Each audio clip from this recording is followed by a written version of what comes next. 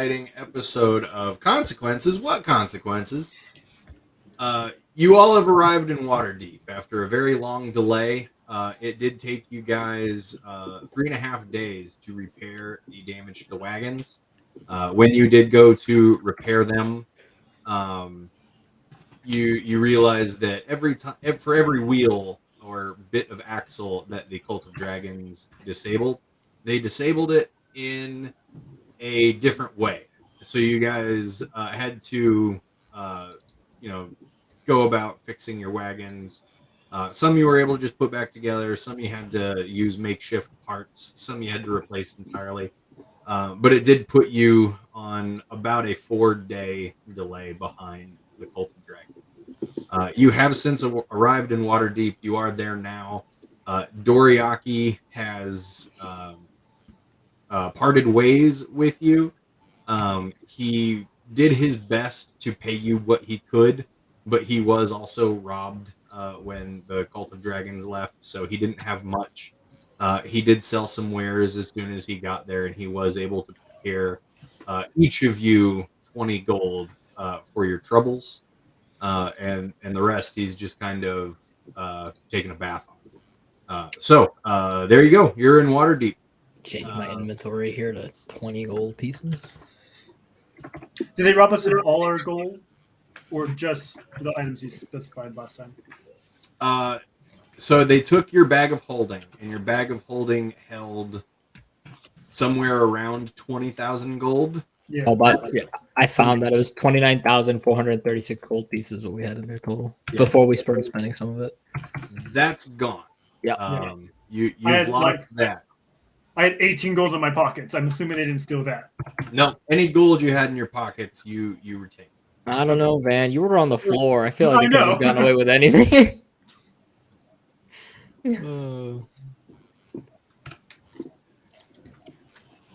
Let's do 18 gold pieces and 10 silver, 100 copper. Okay. So you do know that this is where the caravan was headed. So you know beyond a shadow of a doubt that the Cult of Dragons has at least passed through this way. But the trail has gone cold. You're not sure where they went next, or if they're still in the city, or what might be going on. So we were tracking them, trying to follow them? You didn't really have to track them because you knew that they were coming to Waterdeep. You're just because we were that good at trackers. No, we know where this caravan was going here. Whatever Susie has to tell herself.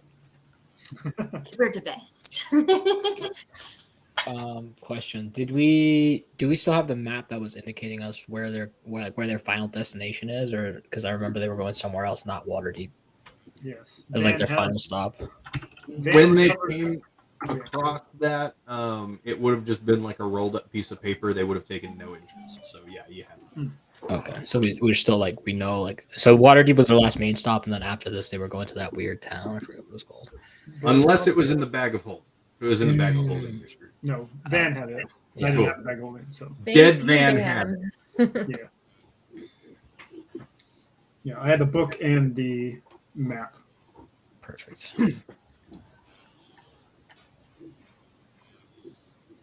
Would you guys want to ask around the town to see if they see a palanquin pass by chance? Still want to chase him? I mean, obviously it's very dangerous, but we were kind of... I guess technically we were only paid to follow a teriyaki over here. So I guess we are done there.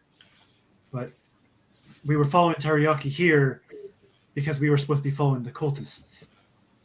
So I'm not sure if we're really done here or not. Then, I don't know about you, man, but every time we fought these guys, we've gotten our asses kicked. Yes. I believe you. I'm not exactly sure if you guys put in your all, but I believe you. Yeah, because you put in your all, didn't you, Van?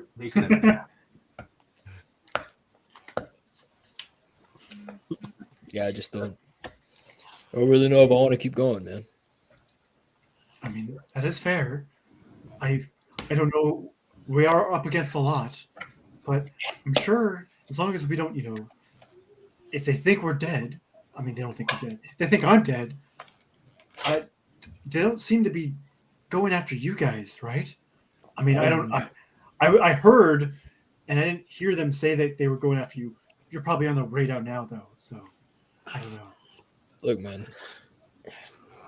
If we do want to keep going after these guys, I think the only thing that makes sense is to go after those Bahamut guys. Yeah. Yeah, it's true. I mean, when you say go after, you mean that positively, not negatively, correct? Yeah, if we go find them, maybe they can help us out. Maybe more magic items make us stronger. I don't know, but we need more, man. We can't just keep going after these guys like this. They're gonna kill us. They could have killed us this time. While Roland's talking, you just see Ryoko put her knife away after Vanderin said nicely. Yes. Do you guys happen to know how to get to the somewhere in my notes? The up mountain place? The up mountain. Mount Celestia. That one? Yes. Mm-hmm. Which they did mention was in the seven heavens. So I mean, oh my god, I was just there. about yes. Van and I were so close to just like harmonizing with you. I mean, I guess I can not feign death. That's one way to get there, hopefully. I don't know. We'll make that a backup. wow. The plan had merit, it just didn't pan out.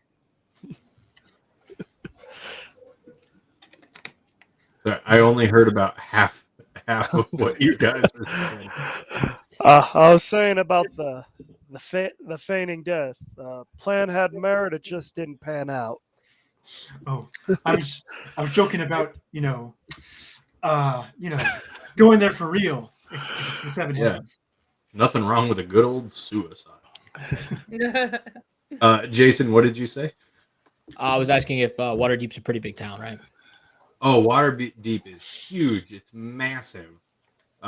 Pretty much anything that you might want to find or look for, you would be able to find it in some form or another.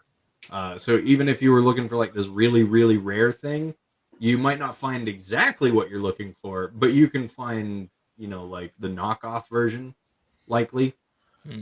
The Wish.com version. Kirkland version. Yeah. All right. It doesn't. We've got to find a church or someone dedicated to Bahamut. They can maybe help us get there. I don't know if it's like an actual place or more like a metaphorical, afterlife. But finding a church to Bahamut sounds like the best thing we could do. I agree. Sounds like a good plan. We can look around for that. I tend to think that the followers of Bahamut just they show up when you need them the most. This is true. Well, we got 20 gold to our name of peace. So that's like what? Couple weeks worth of staying? I'd say we're pretty much in need. Well, let's get looking. All right. So you guys begin looking around for churches, and oh boy, are there churches all about in Waterdeep. You even run into an intersection where there's a church on each corner, almost like it was a Starbucks. So you don't really notice any churches of Bahamut, though. How do you want to go about searching for that?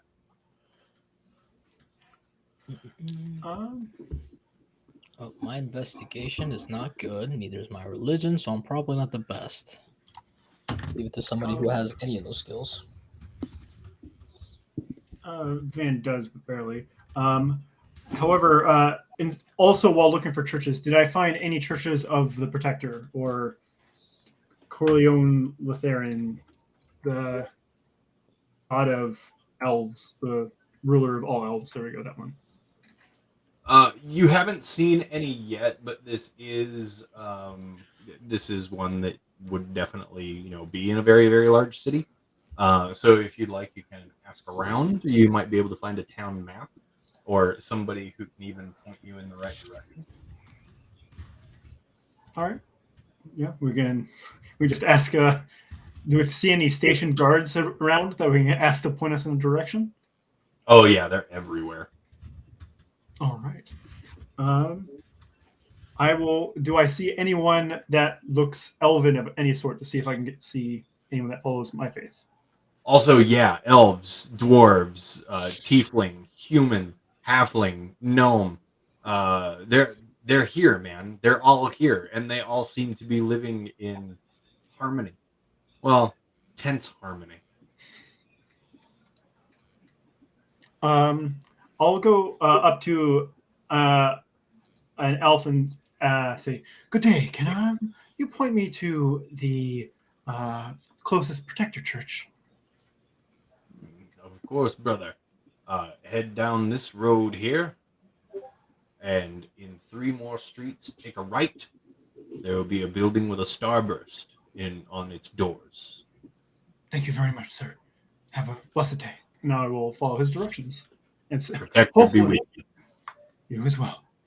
And I will see if they have any idea where like competitor churches are, and to see if like they happen to know if there's any Bahamut churches around the area. Oh yeah, all right, cool. So you're walking in? Yes. Yeah, you walk in and it's very solemn in here. They have very large stained windows depicting the many different arts of elves. They have stained windows depicting music. They have stained windows depicting some weird elven form of yoga. They have pretty much anything that you can think of that brings people peace. They have a stained window, just kind of depicting elves doing that. They have a stained window of stained windows. There is a stained window of stained window making. All right. I will walk over to the nearest clergyman and say, "Pray be with you. Would you happen to be able to help us? We were trying to see if I could find one of my companions' churches. Would you happen to know where the nearest church of Bahamut, if there is one in the city?" And protector with you, brother. Bahamut? Yes. This city does not have a dedicated church for Bahamut. What you might find helpful is just around the corner, the House of Many Gods. All right. I will bow deeply, and I will offer him 2 gold for tithe.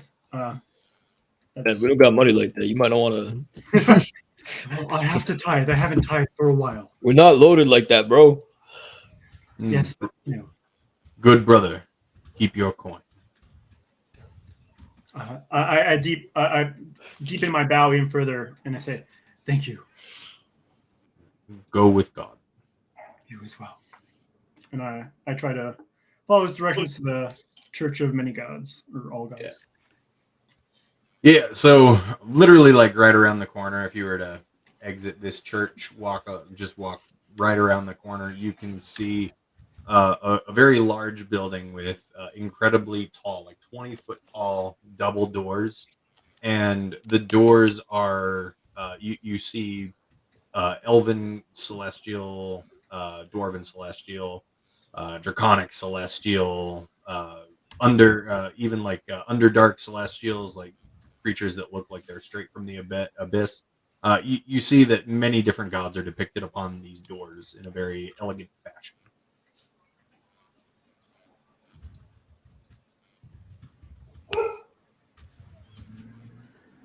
We go inside, right? Yep. I would assume so. You walk inside, and this room that you've entered is quite massive. And as you walk in, it's completely empty, except for about 40 feet inside the door, there is a small, like, reception desk just kind of standing in the middle of this massive, massive room. It's like It's like if I were to take my computer desk and go put it in an airplane hangar. That's almost kind of like what this looks like a little bit. And you do see a single half giant sitting there behind this desk.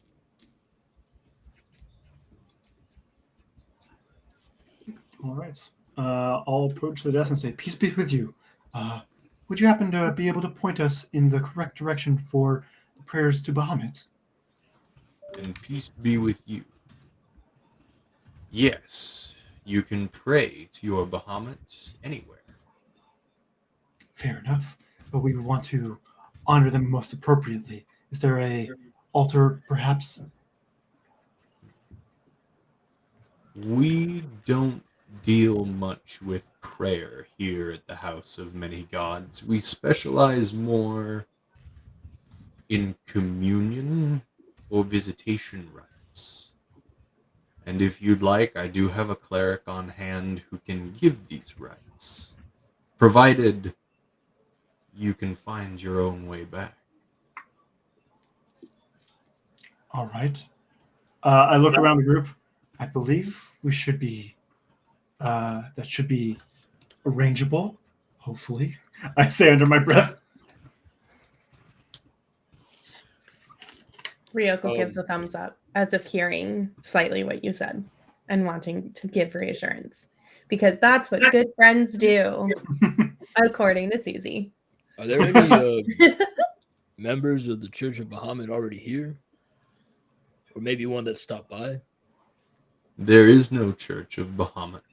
No, members of the Church of Bahamut or followers of Bahamut, someone with their emblem or something. I'm not saying like the church, but a member of that church or someone affiliated with them. Yes, I understand the question, but no such church exists anywhere. There are followers of Bahamut, to be sure, but they are few and far between. If you're looking for the place of Bahamut, the only place is atop Mount Celestia. If you're looking for people who follow Bahamut, well, you might have more luck trying to win the Waterdeep lottery.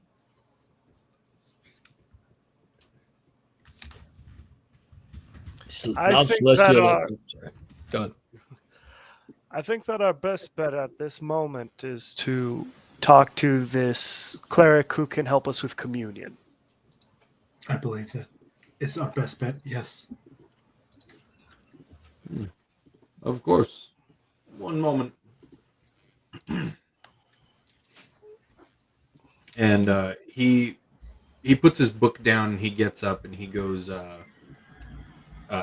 walking away down this very, very long building. And you can hear his footsteps echoing as he walks away. He disappears into the distance of this very, very large room, and you guys are left waiting there for about 20 minutes before he returns with an orc behind him. And this orc is clad in very, very simple robe. But when he approaches you all, he gives polite greeting. Good day. I am Regongar. I understand you wish to commune with the dragon god. We do. This I can do. This is a costly thing, requiring components. Any offering you might be able to make would be greatly appreciated now. Or, if this god bestows any riches upon you, an offering would also be accepted when you return. If you return. I believe this can be arranged. Wonderful. Follow me. And he begins walking back the way he came down this very, very long corridor. We follow. Follow. I follow third. You follow, and after about 10 minutes of walking, he brings you to a very small, very modest room behind a single door. He opens it, and he ushers you inside. And so it is a very tiny room. It's only 10 feet by 10 feet. And he bids you all to sit in a circle. All right. I follow an We sit. instruction. All right. He draws some runes on the wall and on the ground in chalk, and he begins muttering an incantation, and the room around you begins to dissolve away very quickly, and instead it's replaced by a very lush and overgrown forest. You hear several animals chittering, birds chirping. It's a beautiful, temperate day outside, and you guys are the room is completely gone, along with this orc Regengar. He is no longer with you, and you now just stand in the middle of this forest. As you look around, you do see directly to the north a very, very tall mountain. Well, I believe that's our Mount Celestia. He couldn't have just put us on the mountain. Maybe it's I'm one of assuming- those quest things where like climbing the mountain is part of the challenge. Okay. Also, I'm assuming Bahamut wants their privacy. They don't want people just teleporting straight to their face. That sounds very rude. It is about the journey, not the destination. Oh man, Van, you saying that got me worried. We're gonna get there. He's just gonna be like, "Oh, sorry, I only take visitors on like the third Saturday of." How are we gonna pay that guy? I'm sure something will turn up. Better hope so. Hopefully. If we find a place that has jewels, I can steal some. I would advise not stealing jewels. Yeah, Ryoko, I don't Mount think it's a good Celestia. idea. Yeah, to steal Yeah. jewels from like a god. I mean, but like if he leaves them where I can take them, I think negotiations can be open. We're already on the try to bad. steal with permission. We're on the bad side of one dragon deity. We don't need to be on the bad side of a second. I will take that under consideration. So much you We're keep not an with eye her. for Ryoko. We're not with her. I believe we begin the journey up the mountain. Yeah. Is there any like obvious path, or is it just like straight cliff face? There is no obvious path. The terrain does look very easy to traverse, but for the most part, it seems as though it's been almost entirely untrod. Susie, I need either a nature or an arcana check from you, whichever Cool. one you would prefer. I'm going to prefer. Oh, they're the same. 17. All right. Which one was that? I mean, I'll make it nature. Nature? Sure. As you all begin to kind of walk toward the mountain, you feel something within the woods around you, and you kind of stop and you look around, and you hear a voice in the back of your head. Hello, Tofri friend. Oh no, I didn't understand it. Can it say it again? I think he called you his girlfriend. I What am too young for you. Say it what again. languages do you speak? Me, I speak Common, Gnomish, speak with small beasts. Oh, and I probably speak another because of my thing. I didn't write it down. But that's what I have written down. All right. So you recognize the voice. Okay. And as this voice speaks to you, I was speaking in a different language, so that's why I you didn't know. hear I'm me. wondering if it's my person. I'm going to see if I understand them. So you should have chosen another language, and I'm pretty sure you chose Celestial, right? I did. Great. Or my person, but This voice was speaking to you in Celestial. It said, "Hello again, my friend." guys, it's his best friend. And a unicorn emerges from the brush. I'm sorry. It's my best friend. Did you say best friend? Uh-oh. Ryoko just looks at you, a slight tear in her eye. Guys, this is Steve. Steve. Sorry? D. D. Hello, D. D. Steve? D.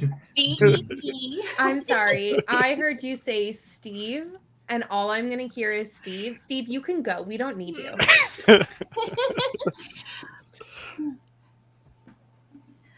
Where have you been?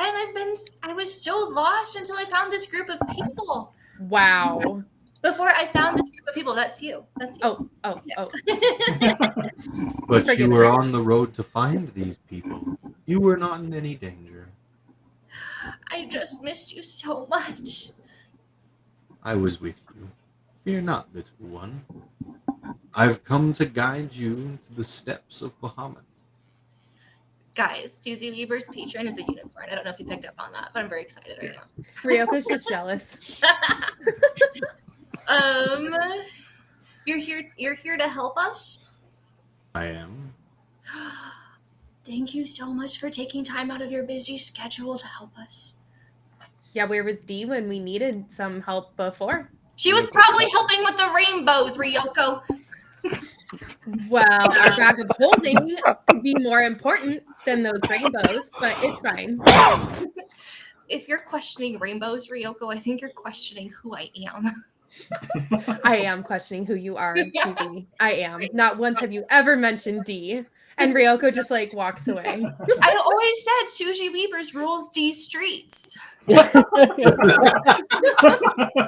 I will burn those streets to the ground. Oh, I can't believe we came full circle. That's what I was referencing. Susie Weber rules D streets. I was helping with D streets. Mr. D Streets, how do you plan on helping us exactly?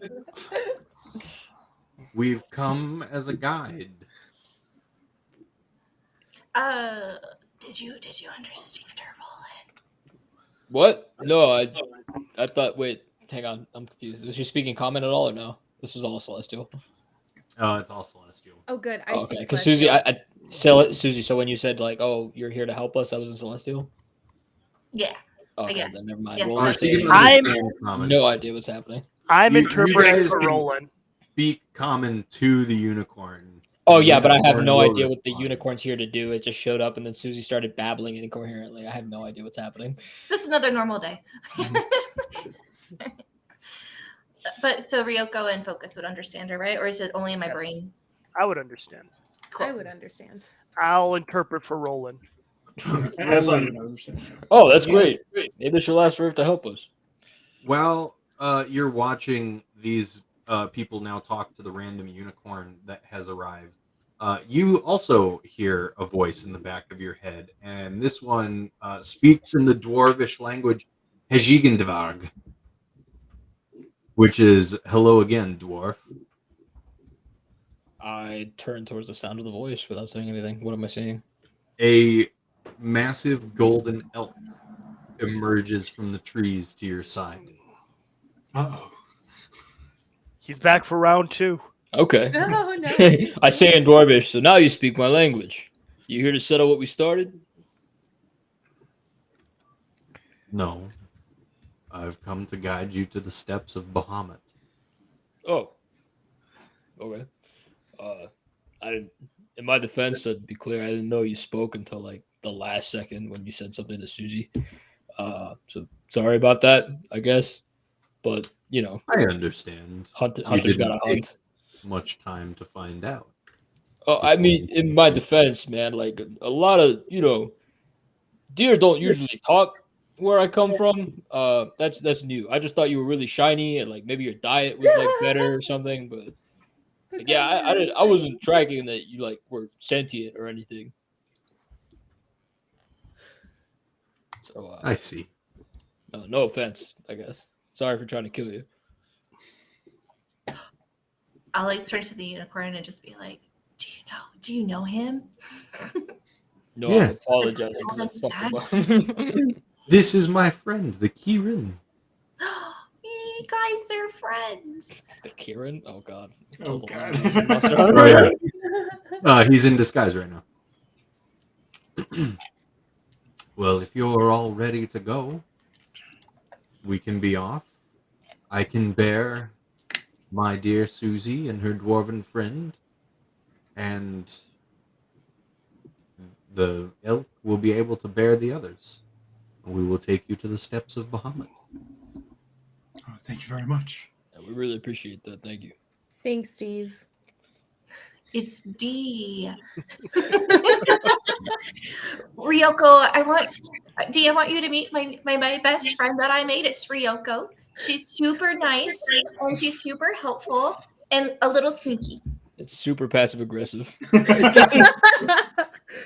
Ryoko, it is an honor to have made your acquaintance. It is nice to make yours too. I wish Susie had told me anything about you, even a little bit. But I'm glad we're friends now. I was told that sometimes unicorns are endangered and I had to keep her a secret. Few believe the existence of unicorns until they see them. Perhaps if Susie had told you, she would have been thought insane. No, there are plenty of other reasons we would think Susie's insane. No. But we love her anyway. It behooveth me to keep it a secret. Oh, hoop, like the hooves of a unicorn. I see what you did there. Clever. I Okay, mean, honestly, if she I'm would've not brought up mad the anymore. unicorn, I think we all would have just thought she was like an imaginary friend or something. That's true. Mr. Elk, do you mind not bringing up to Bahamut the fact that I tried to kill you? The good God knows. Oh, crap. Oh, no. Guys, this ain't gonna look real good for me. I'm sorry. Ryoko Did and Roland- Roland are not doing well. Did Roland tell the party what the elk told Roland? I don't know what the hell it said. It's spoken like weird Celestial, and then Susie said it said something. Oh yeah, sorry. Did Susie tell the party what it told Ryoko? Sorry, it told Roland. Yeah, I think she told us at the campfire that night, and then I said some Yeah. smart ass comment yeah. about Yeah. the end for him. He wasn't going to survive or something. I don't remember. Yeah, I Not, sure did. not all of you will survive. Yeah, and then I saw that I was like, yeah, it was going to die. But now it's here. And one did. I was gonna say maybe it was our last friend. Goodbye, friend. Fear not, brother dwarf. The good God knows many a thing that have happened in your travels. Susie just thinks back to everything that happened and goes, "That's probably a good thing." There's a Probably montage really of bad thing. Susie cutting off a face while muttering her own name. There's the montage of everybody like faking Vanarin's death. There's just like really quick snap cuts of Roland throwing a variety of different punches. Ending. The mule on fire. The being caught in the water elementals, and then finally it ends with Roland punching a dragon to death. And it was all to the tune of the can. The dun, dun, dun, dun, dun, dun, dun, dun, dun, dun, dun. Highlight reel. The best montage ever. Oh, man. We are All so right. good at this game. Well, fingers crossed. I was just thinking, I'm sorry, my bad. I'll do better. Oh my gosh. Sorry. You all climb up onto these celestial mounts, and they bear you away. After a couple hours of travel, you arrive at a very large Parthenon-style building, large enough to fit even the greatest of beasts. And they stop at the steps outside, and they usher you in. They say, "He's waiting." All right. Thank you very much. I'll deeply bow to both the Elk Kyron and D. Thank you for They bow carrying back. us. And I assume everyone else will head it. Same. All right. You walk in, and this building, the inside of this building is so vast it looks like it's carved from within the contents of the mountain itself. You see large marble pillars holding up a ceiling that seems to be hundreds of feet high above you. You see large ornate walls depicting different dragons and the history of. Some of these depictions are of a large platinum-colored dragon, which is like a deep metallic blue. Next to it is a large 5-headed dragon. The 5 heads in 5 different colors. You've all of this seems incredibly familiar to Susie. You recognize this from your dreams. And beside that one is a massive, crystal clear, shimmering dragon. And you guys continue to walk in, and you see a figure off in the distance walking towards you. And as you approach closer, you see that this person is a very old man. He's got a very, very long beard, almost down to the ground. And there seem to be several canaries flying and fluttering all about him. Focus, is that your brother? He might as well be, and I greet him. Fizbin, my friend, how have you been? Focus, it is wonderful to see you again. I trust your travels have been safe. Safe enough. I'm here with friends. I can see. And he passes an eye over all of you. Roland, you recognize this old man. No way. You were punched by Fizban? Is this the person that I attacked on the road? Yep, sure is. Does he look any older? He does not look much older than when you had your bout with him. No. I say nothing. Right. He does say something to you. He says, "My good Roland, it's wonderful to see you again. Tell me, how are your endeavors?" Well, didn't get your name last time, but not good. You said to travel and I'd get stronger, but I don't think I am. Seeing the company that you keep, Roland, I would say that you have. By the way, my name is Fizban. Yeah, I got that when Focus over there screamed it. And when I told you to get stronger, perhaps I should have clarified it's not always about strength of body. Sometimes it's about strength of heart, of mind, of empathy. And if you've chosen this lot to travel with, then even if you don't realize it, you have been learning that. Roland just takes a little bit of introspection, thinks on it for a little bit, and just kind of nods his head to his man.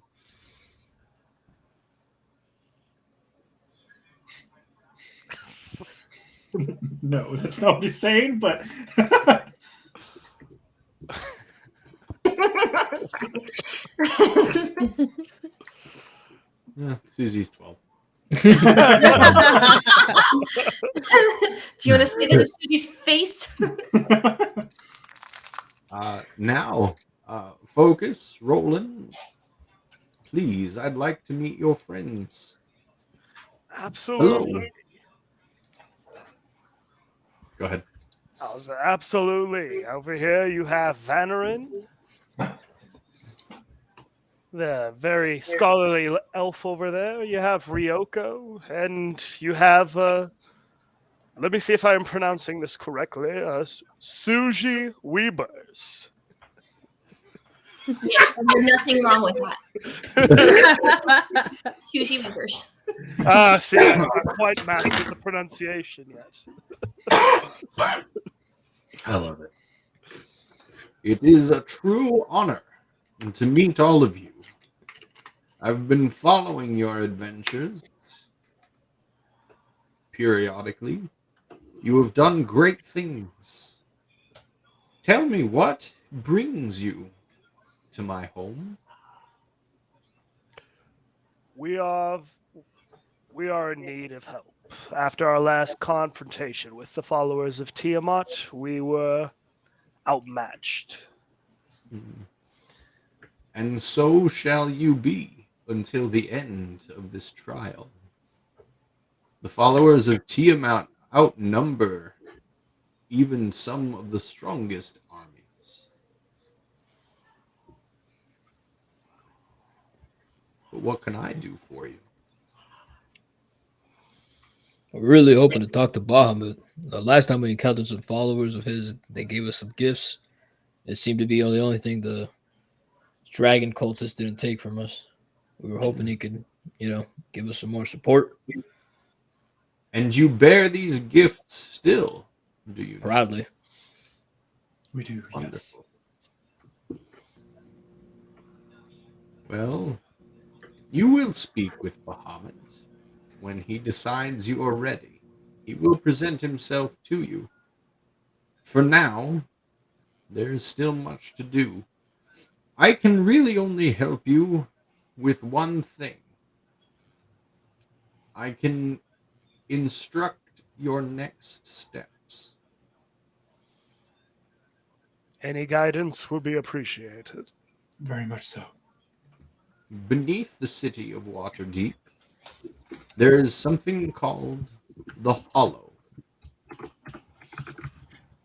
It has yet been undiscovered by any of Waterdeep's denizens, and yet it guards a treasure so precious that it must never be uncovered. Save for now. You five must uncover it if this trial is to find its desired completion.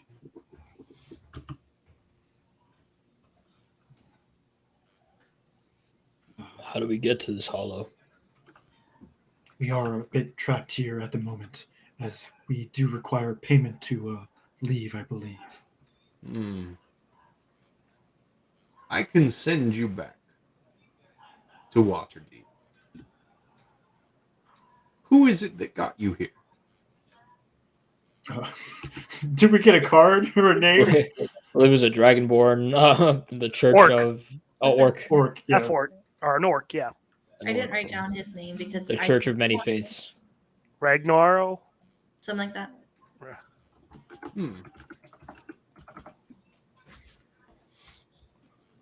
He was a man of faith. Indeed. Mention to him the Hollow. And if he cannot help you, he will direct you to someone who can. Okay.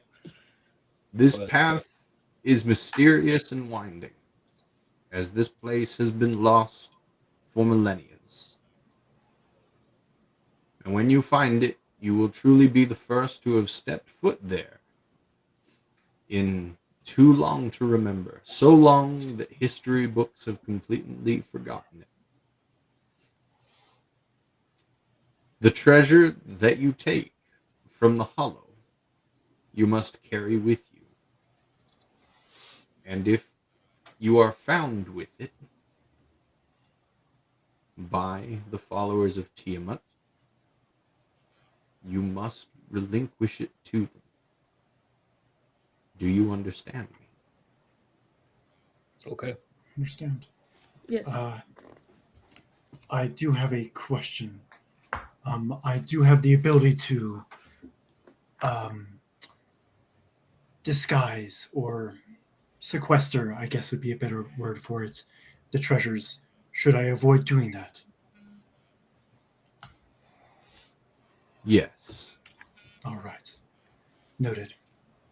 For the outcome that will spare this world, the followers of Tiamat must regain this item. You will not want to give it up, but you must. All right. That is noted. So we're going in there to get something for the cult of the Dragon Queen. You are going in there to get it for us, for you, for Bahamut himself. But for these well-laid plans to unfold as they should, it must fall into the wrong hands. All right. It will be done. Good. Focus. May I have a word? Absolutely. And he puts an arm around Focus and he kind of leads Focus off. Oh my god, the last time this happened, he didn't come back. Got a new job, guys. No, not Third again. character incoming. You just see Ryoko like reach her hand out and then pull it back as if in agony. They walk about 40 feet off and then stop. The whole time that they've walked, they've kind of been chatting friendly. While they're walking away, is there anything that you guys want to discuss among those of you that remain? I'll discuss with the partner like, well, at least we know that we aren't going to be doing too much wrong if we get caught again. So, it's like we can't really fail. It sounds like, which is a good sign as long as we don't die. Which that might be hard. Our egos will obviously take a hit, but I mean, as long as we have a good goal, I think we should be good. Exactly. My voice in my head that is not here. I just kind of speak your voice like Obi-Wan Kenobi. So, I have the attention span of a 12-year-old. So I just want to confirm. We're going back to Waterdeep, looking in a hollow. Something's there that we're going to have to give up, that we don't want to give up, but we're going to give up to the Tiamat peeps. Yes. Okay. So much walking. Just to give up something we don't want to give up. So while... Oh, sorry, go ahead. Oh, I was just going to say, and I believe the orc friend that got us here should be able to help us also find the hollow, and that'll be part of his payment, as we assume there will be more than just this item or items that will recover. So his payment will be that. So as a forest gnome, I totally know what a hollow is. As a me, I don't know. Is that a just ditch in the field under? Oh no, you guys will know it when I describe it. Okay. I know it because Terraria. I don't know if it's anything like Terraria, but I don't know what Terraria. Oh, that's that video game. Yeah, I don't know. Hey, that's what I play on Thursday nights with my siren group. Nice. I don't know what Hollow is in Terraria, so I can't even tell you if it's similar. I like Hollow Knight. Yeah. Focus your conversation with Fizzban. While you guys were walking away, he was just kind of exchanging pleasantries and asking how you've been. When you guys stop walking, he says, "I'm deeply sorry to hear about Idris." It was a loss. It was saddened, but his sacrifice was how I was able to find them. It wasn't all in vain. I was able to recover this, and I pull out his pistol. You carry an instrument of great destruction and death. Wield this carefully. It can bring you good luck, but it can also bring great sorrow. You have been a faithful servant, and we wish to bestow a blessing upon you, Focus. May I? Do as you may.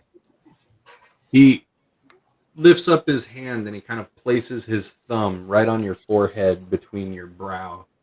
And you feel kind of the buzzing of short, almost like electricity.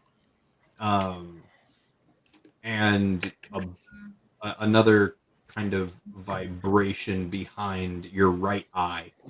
For a moment, the vision in your right eye sharpens, and it feels like you're able to see farther, and your vision becomes more crisp. And it seems as though any kind of blurriness or obstruction that your vision might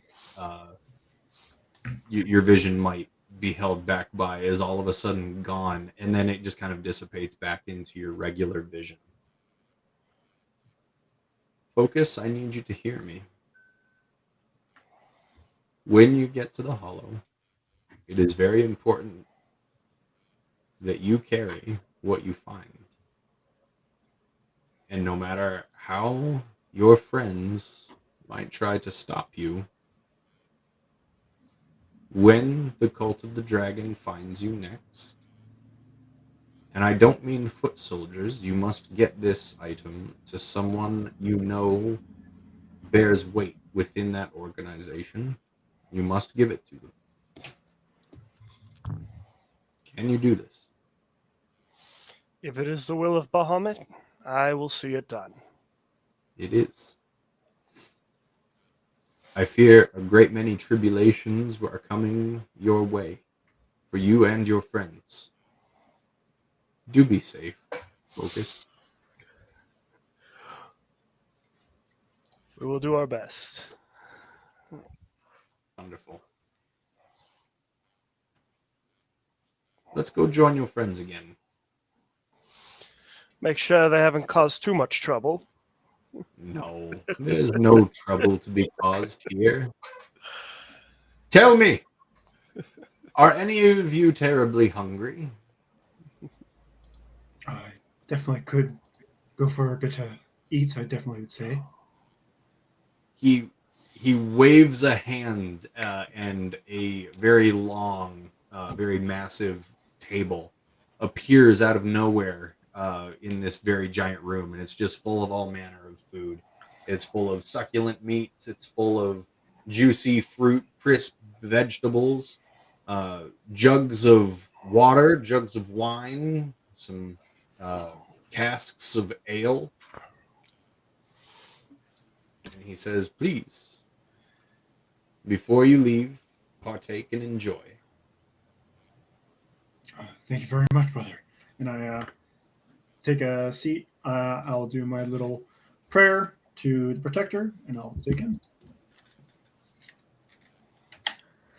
Yeah, very happily. We'll enjoy the food, as I can't imagine we're getting a really good diet on the past 3 days on the road. All that McDonald's. I know. Ba-da-ba-ba-ba. I'm loving it. Right, yeah, as you all eat, you guys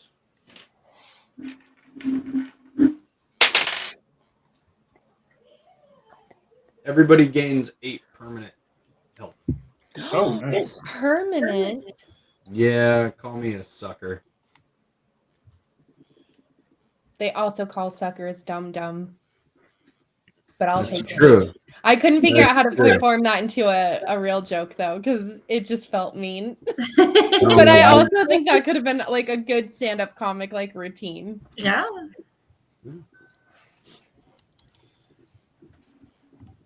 All right.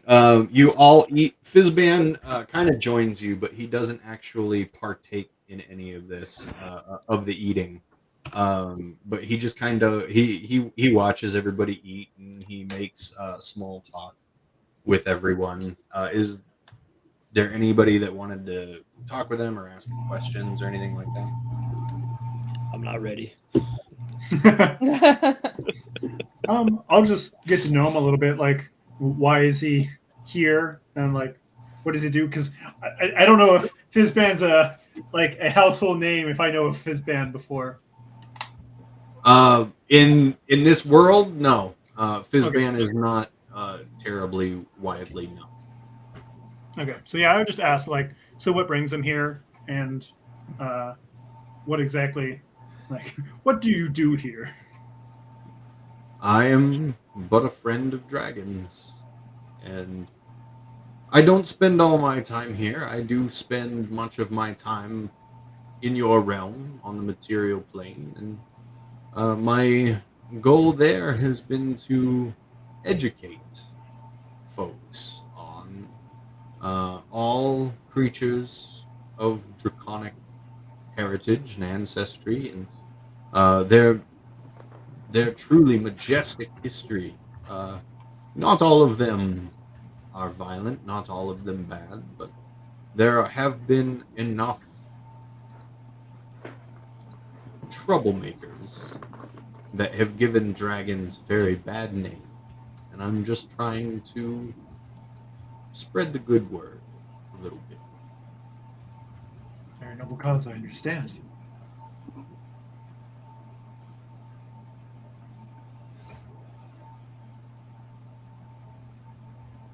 And tell me, Brother Elf, where are you from? And from, did I say Westus, Eastus? I forget what exactly it was. Hold up, give me 1 second to recall. Easting. I was traveling to learn exactly how to control my powers, but I ran into this group and I thought, I could learn along the way. And have you? I'd say there's been different teachers that I have learned from. Some unexpected, definitely. Good. This is good. And you, little one, he turns to Susie. I sense something about you. Neither gnomish nor celestial. You have been touched by a dragon. Oh yeah, yeah. I've been touched by a dragon. I've pet a dragon. I've nuzzled a dragon. Like basically, I've hung out with dragons. It's been really fun. So, you are friends of dragons? Well, I was. And then she starts to tear up a little bit before they stopped liking me. Why did they stop liking you? Because their mom came back and got mad that we were hanging out. And so she took them back. And yet to survive a maternal dragon, this truly is a wondrous thing. I still miss Beep and Blip. Boop and Blip. Apparently I don't miss them that much. You're just so distraught. How came by you their friendship? We went through like these sewers and into this weird basement and then through this weird meat curtain and then we found some eggs and then they hatched and we were like, oh my gosh, they're dragons. And then we said hi and I don't really know. They just kind of liked me and then they liked my friends. So not only did you survive the mother, but you survived the hungry hatchlings. I mean, I gave them some rations and there was a meat curtain. So like Susie's just so impressive. Not quite sure what a meat curtain is, but in my studies I do know that hatchlings definitely prefer something freshly dead and still warm. The fact that all 5 of you walked away is truly wondrous indeed. May I know what caused them to be so friendly towards you? Because Susie's everybody's favorite. I was so stressed during that game that we were going to die that I really don't remember. So I don't remember. I don't either, yeah. Ryoko, roll deception. Okay. It's because I had the mask, right? I'm pretty sure. Yeah, that was why. Yeah. 25. Ooh. Yeah. Even I believe her. Just so. All right.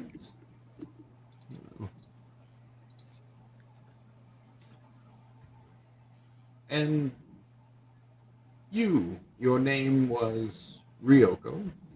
Yes. What attracted your attention about this motley group? Well, I needed to go out into the world and pave my own way, and I ended up with this motley crew, and now we're on adventures together, and Susie and I became friends, and now she's teaching me how to interact since I was living in mostly isolation my whole life. She's doing so good. Thanks, Susie. And then we do our handshake. Yeah. And do you all feel terribly close with one another? We're definitely getting closer with time as it passes, of course. We rely on each other. I mean, I've put my lives in their hands, and they successfully did not give my body away. They put their lives on the line for when I was already dead. I think I've never been so honored to be with a better group of people. Ryoko is like, well, let me put it this way. 1 fish, 2 fish, best fish, you fish. And then points to everyone. Oh my gosh. I love that so much. Thank you. I had to. Interesting. Was that poetry? It was. Yes. Very nice. Thank you. An original or something you've read? Something I've read. And then my own personal twist on it.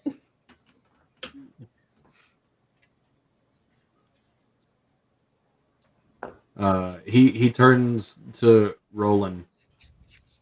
My dear sir, you've been mostly quiet. Tell me what plagues your mind.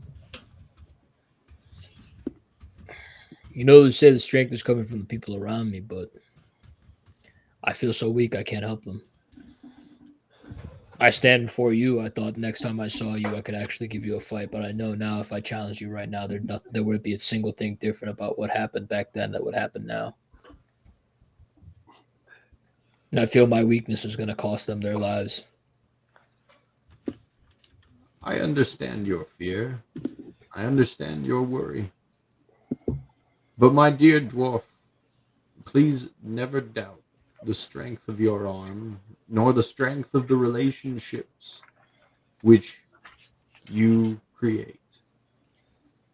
I can see that the bonds that bind you all are incredibly strong. Hence my rather personal line of questioning, for which I apologize, but curiosity has gotten the better of me. You are all strong in your own way, and just like even the most perfect being, there are weaknesses within all of us. But through these friendships, through these relationships, and through the process of learning, we can begin to shore up our weaknesses. I have been weak for a very, very long time before I was able to find my strength. And I'd like to say I see a little bit of my strength in each and every one of you. My dear dwarf, you are exactly who you need to be. You are exactly where you need to be. You have proven yourself stronger than most I've met in many lifetimes. And when it comes right down to it, I have no doubt you will be able to protect the ones you love.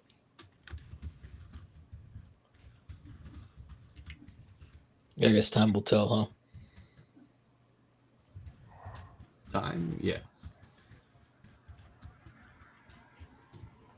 But only if you let it. That's supposed to be profound, right? Am I getting that right?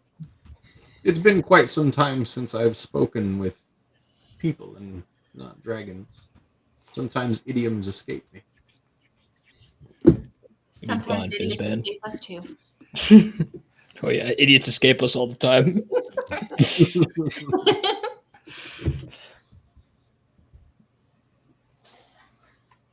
Well, let me know when you're ready to depart. Until then, you may wander these grounds, you may wander the mountain, you may wander my home. You have free reign. Before you depart, I would bestow one final gift to each of you so that you may go in peace. I will leave one canary here with you, with each of you, should you choose to explore on your own.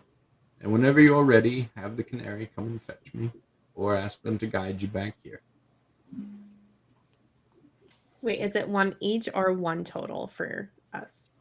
One each. Oh, thank you, thank you. And as he says that, these 12 canaries flying around him, one flies to each of your shoulders where it perches.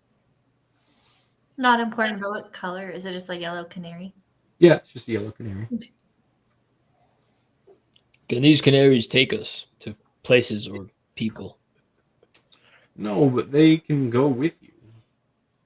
Okay. Who do you wish to visit? My tribe had a bear spirit as our symbol, and I thought perhaps I could find him or it or something like it here.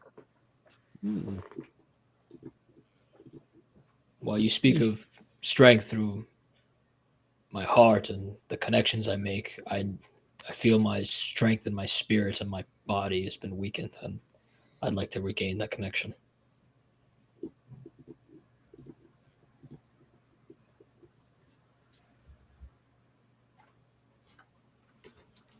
Then he will guide you through the wood around the mountain.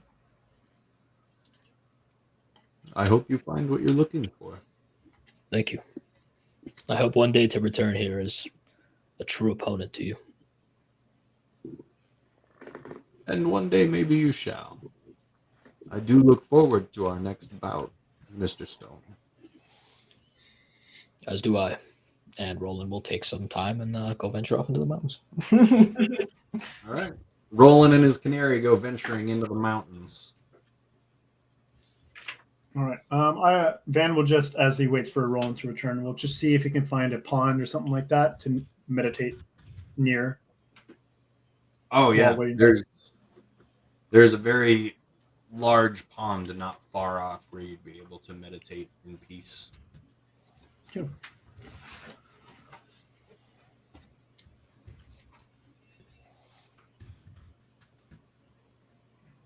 Roland, is this like a bear god that you're looking for? I'd imagine it'd be like an ancestral spirit for like barbarian. Okay.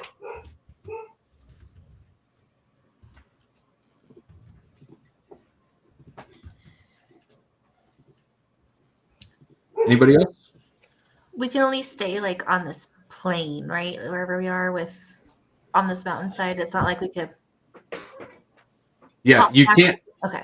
You can't visit Avernus yet, or go back to the material plane. You're here on Mount Celestia. Okay. I'm right now. Fizzman hasn't really left yet, has he? No, he's still kind of hanging out. All right, so Focus is just going to hang around and catch up with Fizzman. Cool. Just small talk and just Small talk. Going over past adventures, stuff like that. Cool. Maybe his treasury.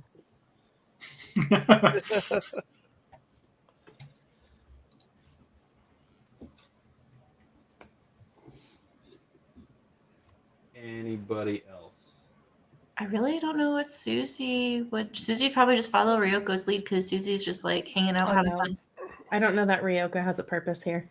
No. I was like, I think all she would want to do is just pop in and see how her family's doing because she's realizing it's been some time, but that can't happen here. So she might just go wander around and look for berries or things that remind her of home or something. Let's go on an adventure, Susie. Nothing can go wrong. Susie, your patron's here. Oh wait, is Dee still here? Dee might still be out front. Oh, I thought she had left for some reason. Okay, then cool. I'm gonna like grab Ryoko so she can come hang out with Dee and myself, and we can catch up. Cool. Go look for berries. I'm gonna run to the restroom real quick. I'm gonna let you guys kind of talk or chat. But I'll be right back.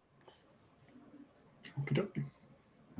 The DM was a raccoon the whole time. Oh god, That's so funny. Oh my god.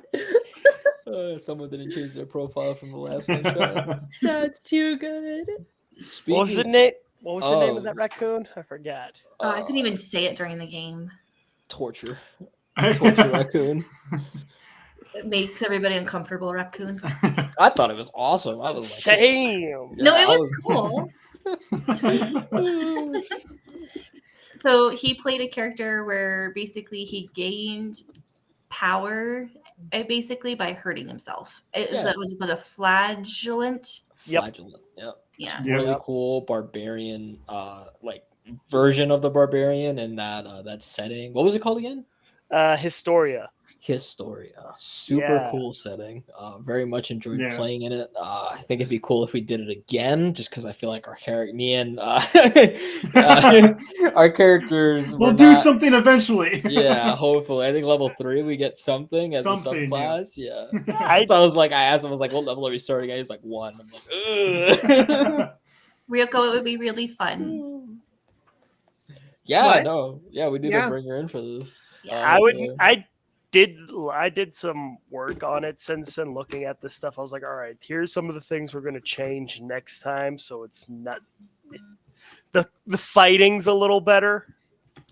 Hey man, DMing anything is like really hard. It takes a lot of practice time and like doing it a bunch of times to kind of get out. Like what I found was the best times I've had DMing something I've DM'd multiple times, because I feel like I can do it better and better every single time. Like I run almost the same one shot every time I have to run a one shot, and every time I do it, it just gets better and better because I know the story so well. I add stuff to it as it needs, and I just feel like I worked it a lot.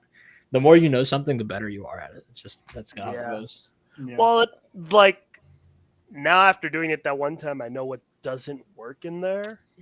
Like I didn't like that whole exhaustion thing. The exhaustion bit instead of rolling for damage. Yeah, I crit with 3 damage and killed a guy compared to the Mr. DM got without a crit a 12 and she's still alive. He was fine. And then Do goes and bit people who would die right afterwards because they would hit that exhaustion level. I was like, okay, this is definitely faulty. So. I definitely like the way I saw it, like the way I thought the exhaustion rules were gonna work was similar to like there's like a homebrew rule I think I've seen for D&D where it's like when you go down, even if you come back with 1 HP, like if you get healed mid combat, you're gonna come back with an exhaustion level, and then that makes sense. That's kind of how it works for PCs. Yeah, in that setting, it's like. Yeah, you go down to 0. You don't die in that setting. You then you go use the NPC rules, so you then just gain exhaustion points. Yeah, and that's what I mean. Like I think it would have been like fun. Like I've seen people do that before because sometimes people complain is like if you have like a decent healer in the party, people go up down, no problems. But if you start making them like okay, you can do that, and every time that happens, it gets worse and worse and worse because the first time you go down, it's not a really big deal because exhaustion at level 1 is like disability on checks. Which doesn't really matter in combat, but once you start getting into like 2, and it's like okay, 2 your speed is halved. Okay, now your mobility is severely restricted. 3 is like death spiral. You're disadvantaged on attacks and like saving throws. You need to get out of there. You should be running at this point. And then that's what I like. Like 4 hit point maximum is halved, so even if you do recover some hit points, you're not going to be back at full strength. 5, you're on the floor dying. Like I think that's the way I've seen like exhaustion played out before. That was pretty dope. I like that. I didn't like what they did for the NPCs on that though, where it's like, okay, unless you are a main character NPC, 2 hits, you're dead. And I'm like, well then. I don't mind that as much, but like it has to be. It's weird. It's kind of one of those things where like I just managed hit points for enemies as to make it so that usually if they get hit twice they die because I don't think any combat should last longer than 10 rounds or 1 in-game minute because I feel like it just lasts way too long. It does nerf people like I don't know what the equivalent of rogue is in that setting, but if like you have a sneak attack, you do a bunch of extra damage, but it does nothing. Yeah, because it's only like the 1 hit. Or like the time when DM where he did like what 17 damage, and it's like he's a little sleepy. Yeah, one hit. That's what I'm saying. Like I just like I think it's better. It's like, okay, how much does the average party hit for in a single hit? Okay, like 5 HP. Okay, so 2 hits would be about 10 HP. And then that way, if someone does like a massive amount of damage, oh, you killed that guy in one shot. Cool. Yeah. Yeah. As opposed to like hard fast. No, doesn't matter how much you hit for it. It has to be 2 hits and like yeah. Like, I think balancing the HP is easier and more rewarding. I feel like it's harder for sure because you have to be like, okay, how much is the average? Like you have to balance basically how much everyone does on average to try to like make that. Or you could just kind of go with like, all right, what does the barbarian do in like a single round? He's attacking the most. Okay, he does like 8 damage in a hit. Okay, so everything has like roughly 15 hit points. Yeah. We were just talking about your picture, Mr. DM. Yeah. Because you're still a raccoon. Yeah, I heard. I had to do a double take because I went away and then I heard he's been a DM or a raccoon this whole time and I'm what? And I looked back and there's my little picture. I did like the historian setting though, like reading the lore and stuff like that. I'm totally gonna rip that off. Oh, that's great. Dude, I rip off so much content just for this campaign. Go for it. That is everybody. That's just being a DM, dude. That's what it is. Ooh, I like this. I like this. I like this. And then the Frankenstein monsters of D&D campaign. Well, like if you do ones for like that are incomplete, like Spelljammer, that's all you can do is like, okay, so this clearly is missing stuff, so I'm gonna rip off stuff from every other module. Yeah, make it work. Totally understandable.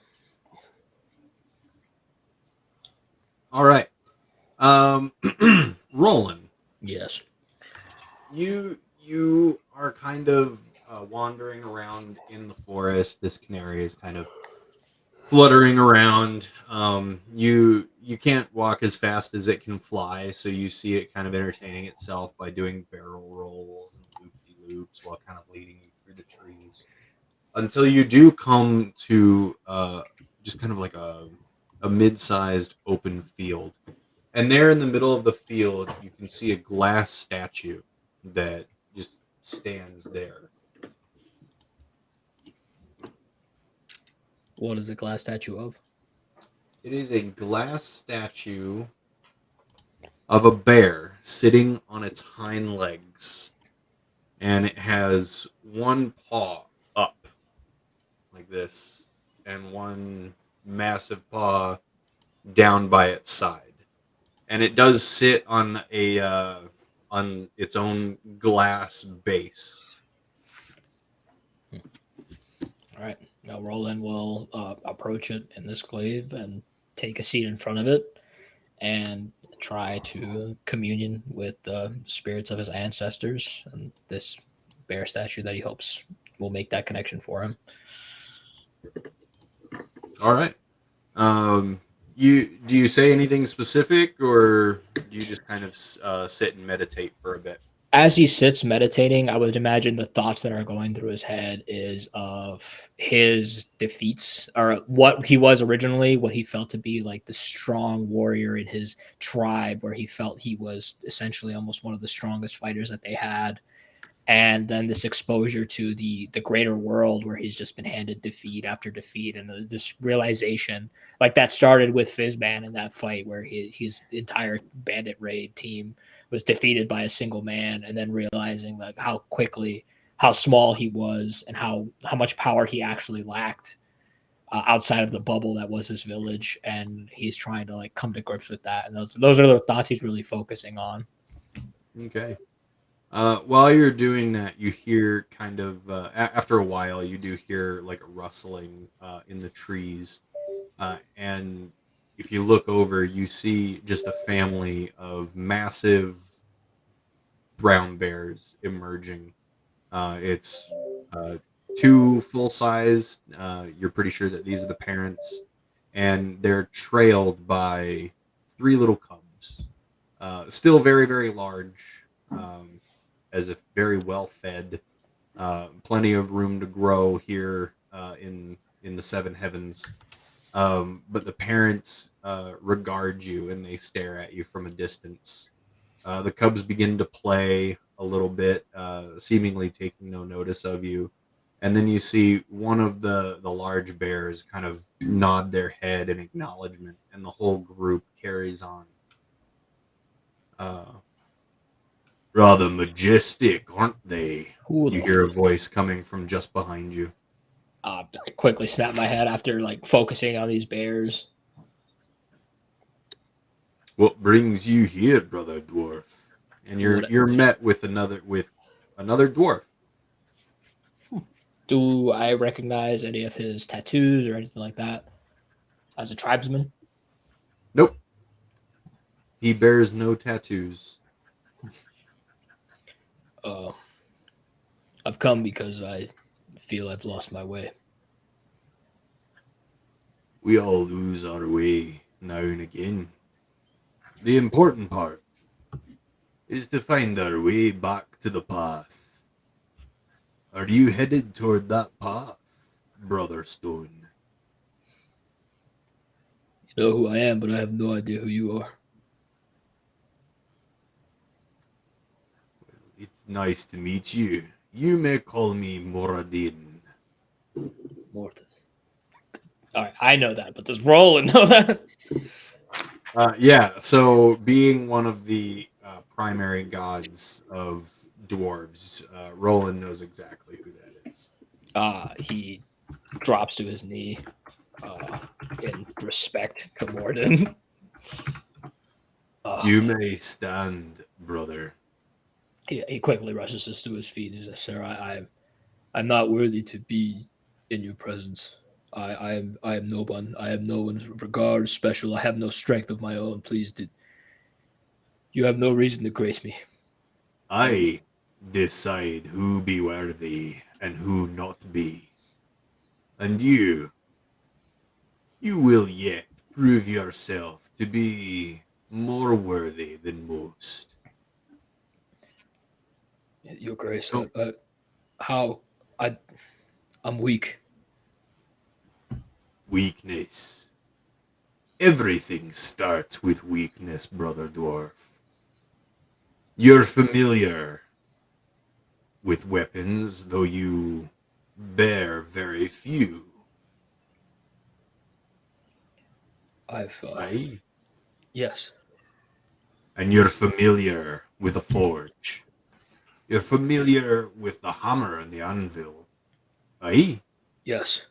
Your symbols. You are aware that any weapon not properly tempered will crack under pressure. Aye. Yes.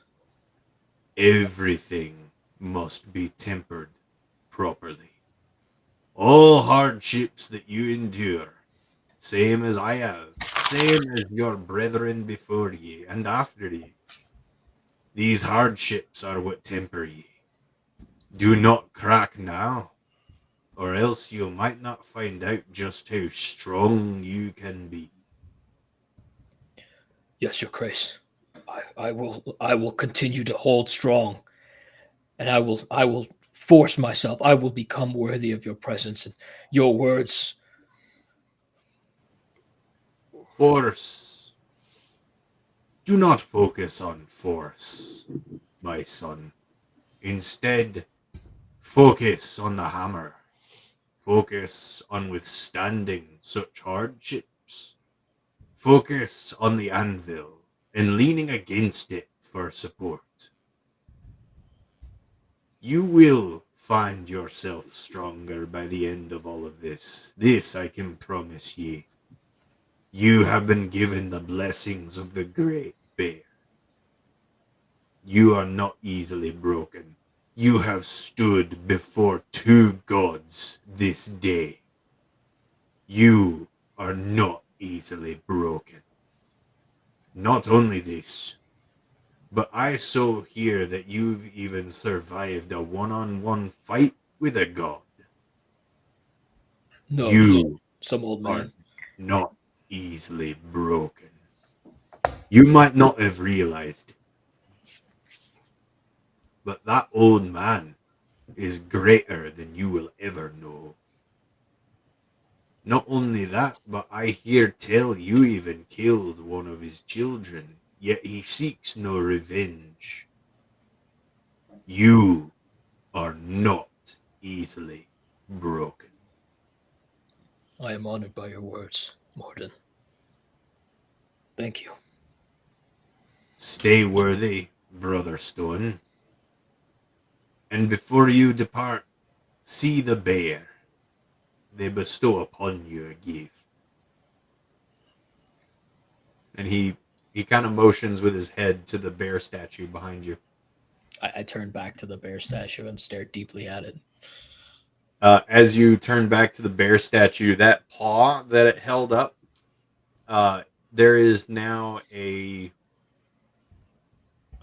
tiny stone carved amulet hanging from that paw.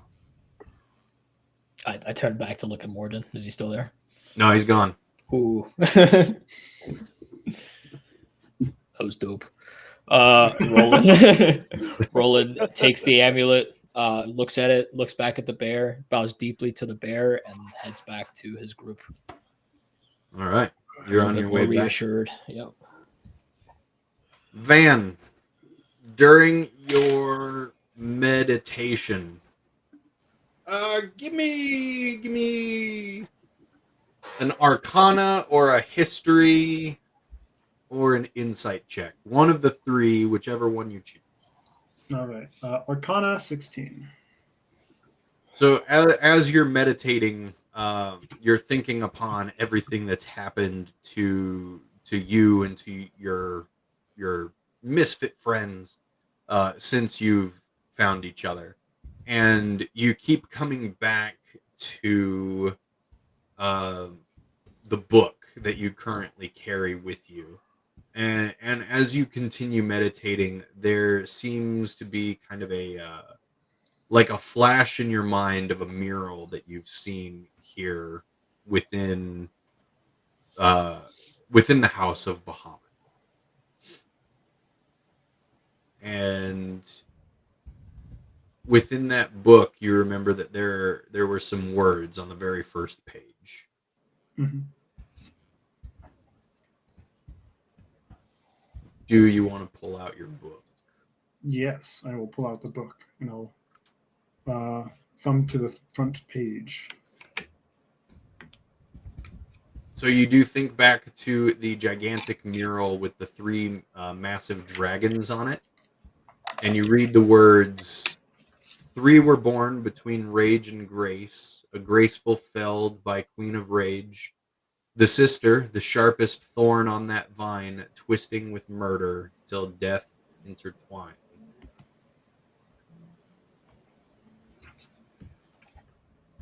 And you're pretty sure those dragons in the mural within Bahamut's house were the three that were being referred to.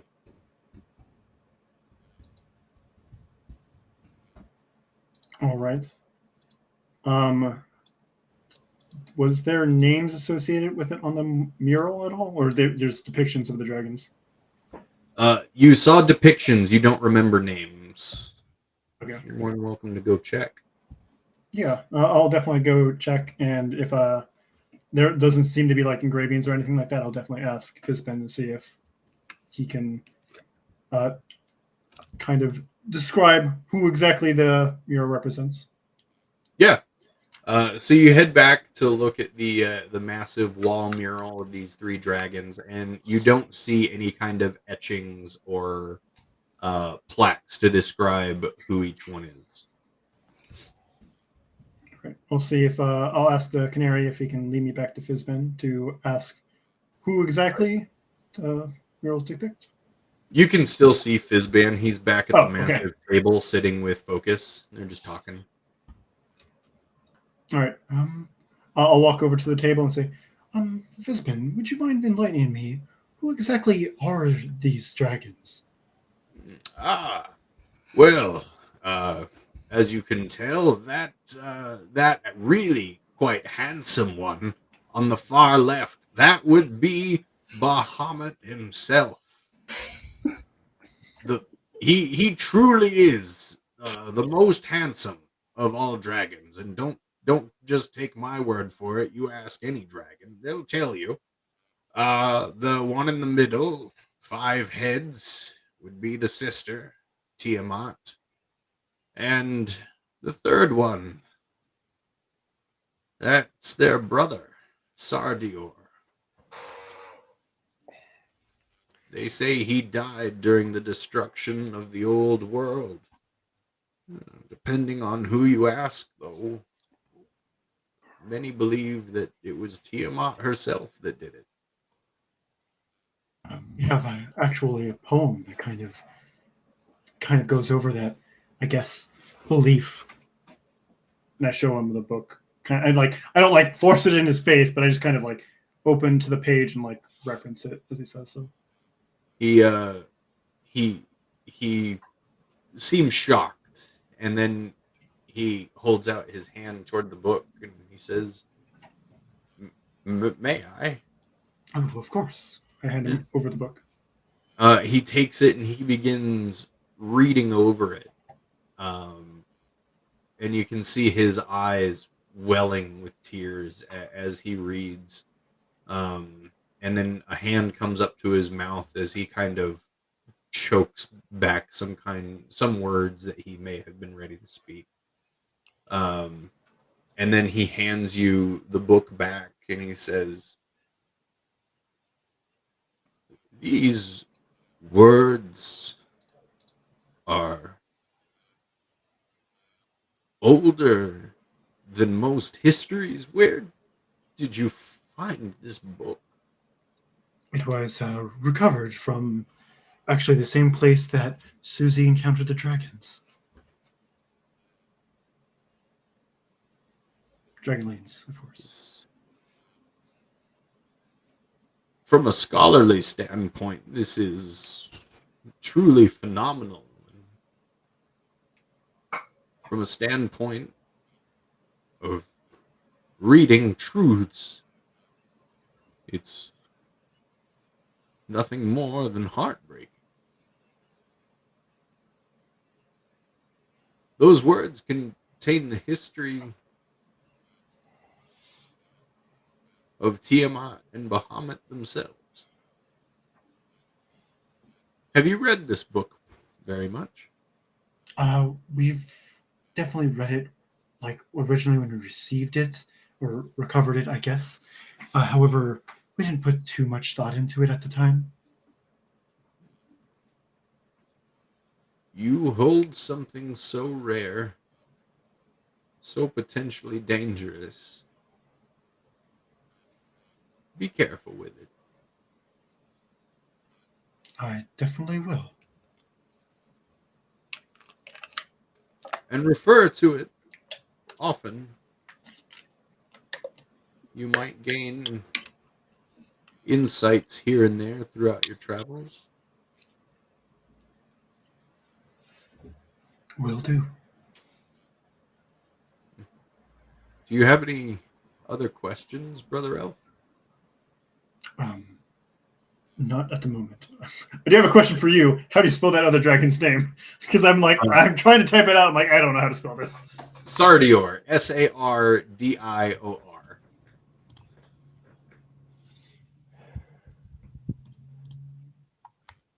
Is that the dragon of perfume? Get it? Dior.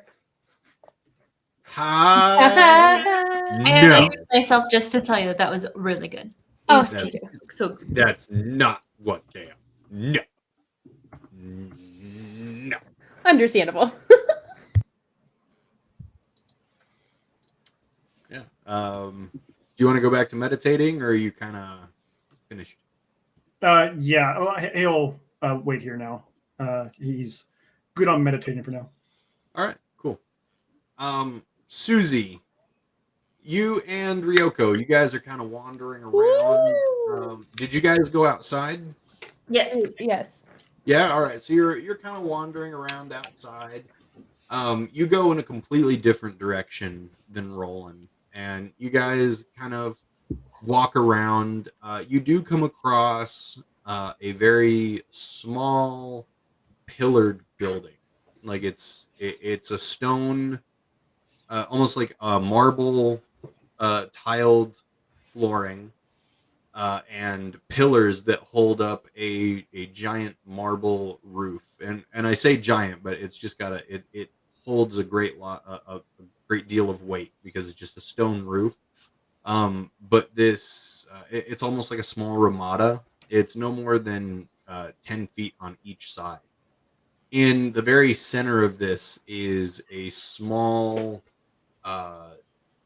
dais, and I'm probably using the wrong word. It is another small pillar holding a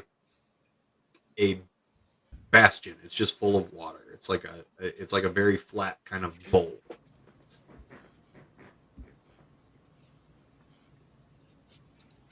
And it's just completely open, like there's no doors or barriers or keep out signs. Yep, that's correct. Let's go see what it is. Let's go. All right.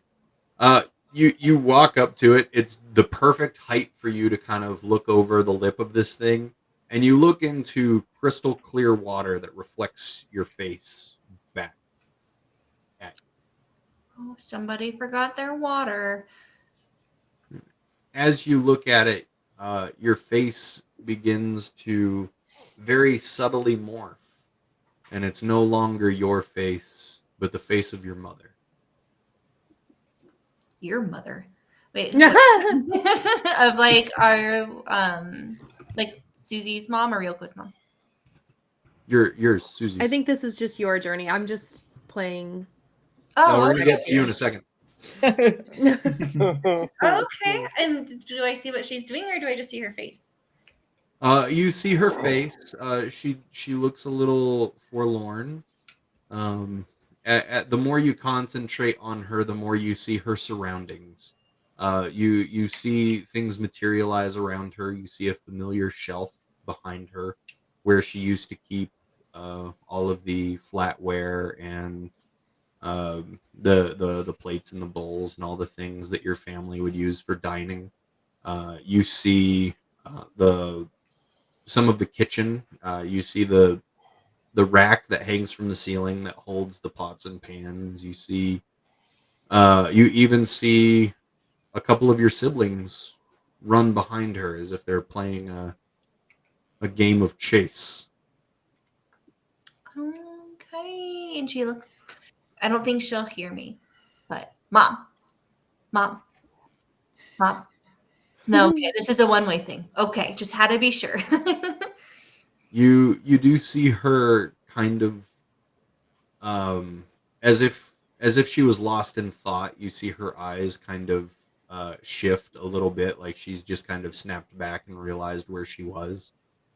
And then she kind of looks around, and you can't hear anything, but you see her stand up, and you see her, and your view kind of shifts with her. The view stays centered on her, and she walks through your old home into the children's room, and she takes a seat on a small bed that has still been made. And this is where Susie used to sleep. Yep, on a bed. That's And this was like her bed, and you see her kind of take a hand and rest it on Susie's old pillow.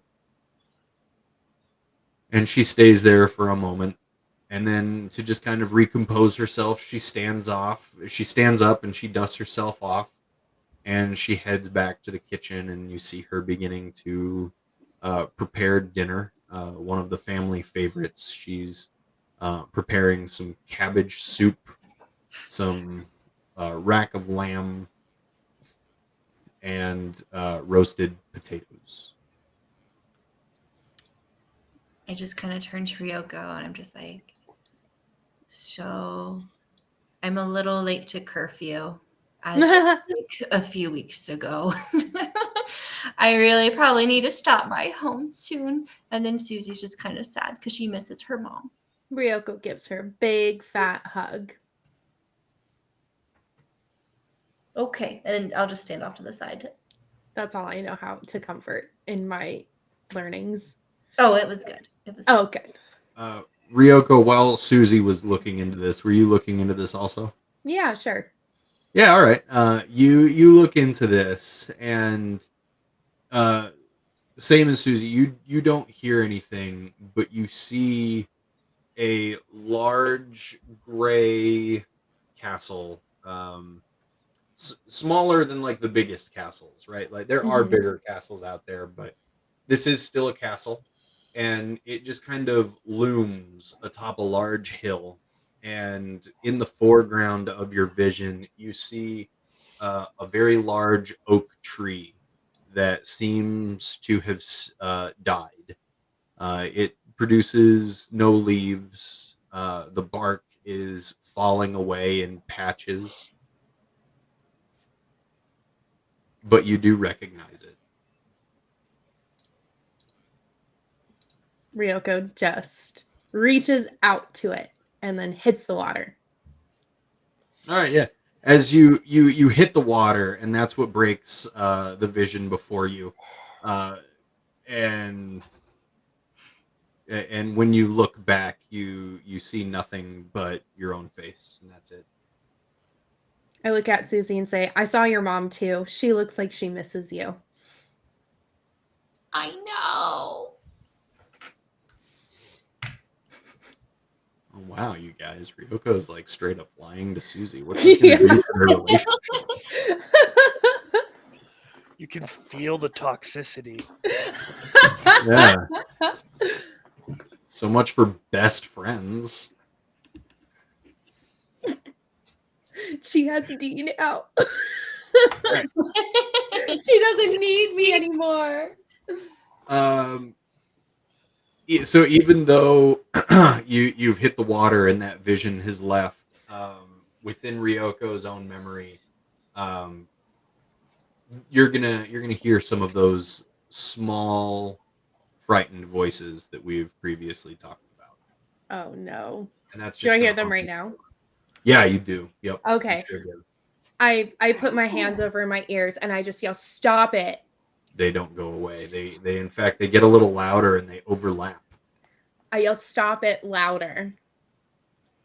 Susie's gonna grab Ryoko and start like pulling her away. And Ryoko's gonna say, don't touch me. It's not good. And I just like kneel down and tears start to form. And I just hold my head as if in agony. And Susie's gonna be like, immersion therapy, and just hug her harder. Okay. And I tell her, I lied. I didn't see your mom, but I can't tell you what I did see, for it is too strong of a force of sadness. And then Ryoko lays down on her back and stares up at the sky or ceiling, whatever's above her, with all sprawled out despondently Susie will and just lay down. dramatically. Susie will lay down next to her and just be like, take your time. Aw, that's so nice. Good deal. All right, so focus. You want to do anything, or is there any specific topic that you want to bring up with Fizban? You should come look in the water. It's super sad. Want a good cry? We got that for you. What do you mean? I've been getting a good cry just watching the rest of you all. Camera's off, so you don't know. Excuse me. All right. Everybody in their own time kind of makes their way back to the feast table. And once everybody's back together, Fizban talks to everybody and just says, are you all ready to go? Roland definitely with a newfound confidence. Absolutely. I believe so. Right. Before you leave, and he pulls from his massive robe sleeve, he pulls out 5 little coin bags, and he gives one to each of you. He says, this won't get you too far, but it will make everything a bit more comfortable for you. Thank you very much, sir. And then he motions for everybody to circle up. And he begins an incantation, and the House of Bahamut begins to fade away from all of you, and you find yourselves back in that small room within the House of Many Gods. Is the orc gentleman still here? No, he is not in the room. Okay. We should go find him. I agree. Ryoko our just best- shrugs. Best bet to find the hollow, and we can see what exactly he means. He is a man of the god, so hopefully he is understanding, but we'll see what he wants in return for his generosity to transporting us. If nothing else, we could perhaps pay him with what's in these satchels. Exactly. Anyone remember his name? Write it down still. Same. His name was Regengar. Oh yeah, I wanted to make a Ragnarok joke. Ah, I remember that same. now. Yeah. I wanted to make a Ronald Reagan joke. Oh. Let's go looking for Regengar. You open the door to leave the room, and there before you, walking away, he's gotten a handful of steps away from the door, is Regengar.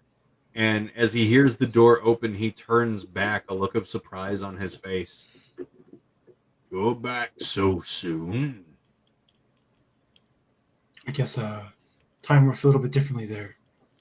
We were there for quite a while. I assume we were there for like an hour or so, right? You were there for a few hours. Enough time Okay. to I talk figured it and was quite a bit of and- time, yeah. It was a bit of a Um, Narnia experience, I'm guessing. And then he says, I suppose so. I've only just left you. Welcome back to the material world. We're gracious to be here. Did you find what you saw? Indirectly? And They more. they asked if you could be willing to help us find the hollow. You happen to know anything about it? Me? No. I know nothing of the Hollow. But we do have quite a large library several floors down. I can lead you there, and you can pore over any books to find any information that you might need. We'd be very much gracious if you could do that, please. Of course. Thank you This very way. much. We follow Rengar. Absolutely. You follow Regengar, and this whole time that he's leading you around, you don't run into a single other person in this entire massive building. But he leads you over to a nearby staircase, and he leads you down several flights of stairs until you reach a very poorly lit, very, very large room. He motions to several candelabras that have been magically lit, and he just says, if you get lost, tap 3 times on the nearest bookshelf. All right. Thank you very much. You are welcome. I will see you again. And he goes back upstairs. All right. Well, I guess we got to start somewhere. I'm assuming they don't have the Dewey Decimal System here. I just grab a book, the nearest one that I don't actually look at the title at all. Just to grab a book. Roll Yeah. raises his hand. I still can't read. So you grab the nearest book, and this is a book about old boating. Just very old book about boating and the different methods of boating, the different boats one might boat with. Not All right. How long do you guys want to stay down here? Yeah, I mean, Roland's absolutely no help here, so it's just kind of like, okay, look for something. Man. Roland's looking at the cover of books, and he's looking at the pictures inside to see if... I assume this would be the kind of book that wouldn't have pictures. The boating book has diagrams. Ooh. Everybody go ahead and give me an investigation check.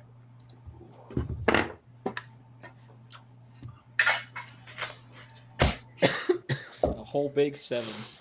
You got more than got a Van.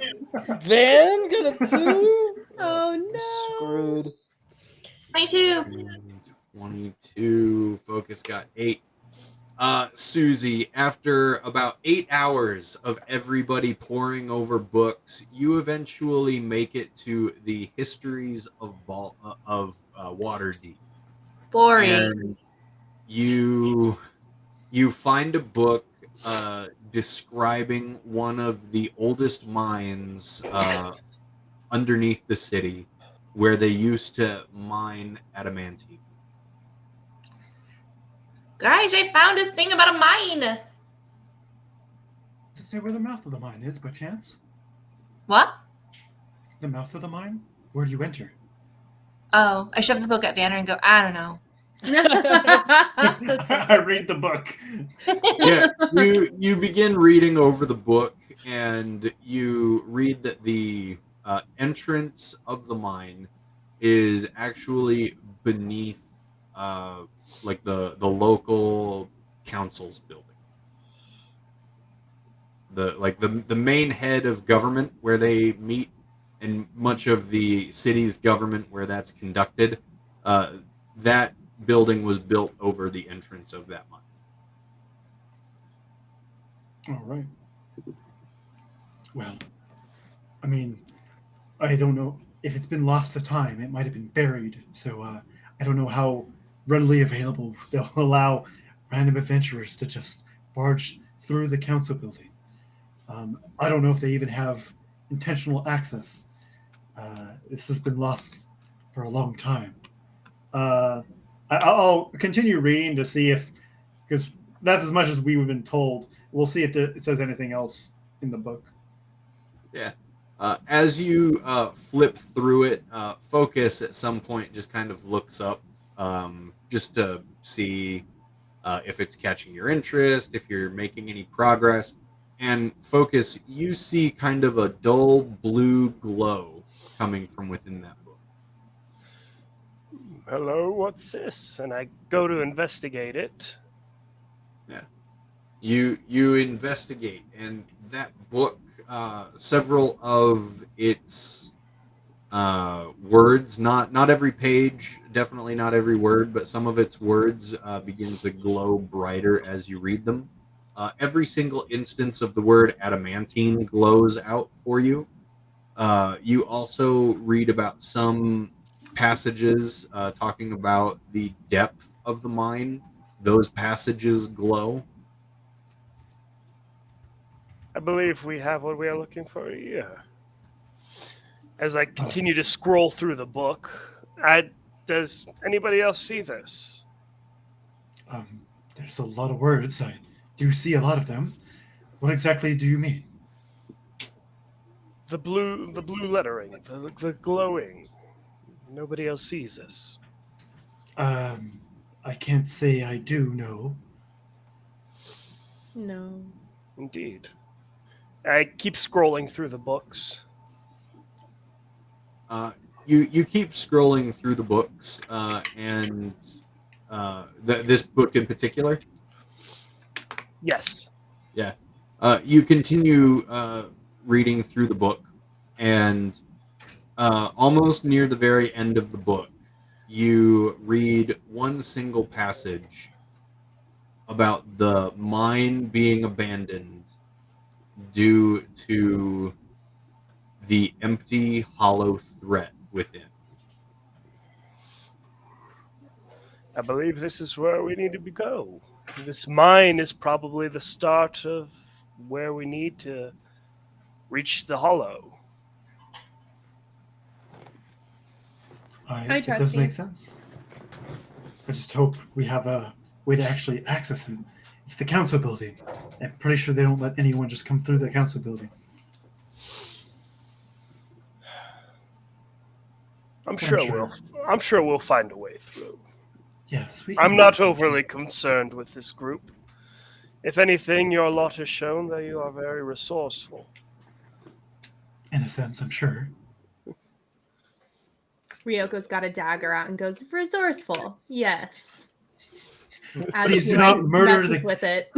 Do not murder the mayor or whatever the head of state is of this city, please. I gently put my hand on the hilt that she's holding and just kind of guide it back to the sheath. I'm not a... Stay your place for now. Okay, well, if you insist. And she just kind of like reluctantly puts it away and still looks very forlorn.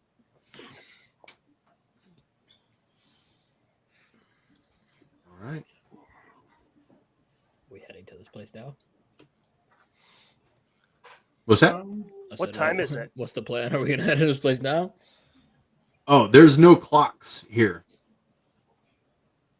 You can guesstimate you've been down here for about 8 hours, but it's kind of hard to tell because like Vegas, there's no windows, Okay. there's no clocks or anything. There's no sundials, so best guess.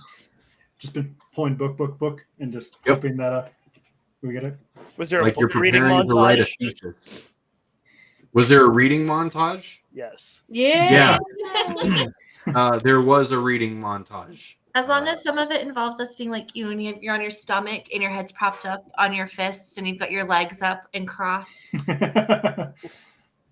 Butterfly in the sky. That pose was reserved exclusively for Susie and Ryoko. Yes. The three Pen men roller. don't really do. My character isn't nearly limber enough to do that. It would look really weird.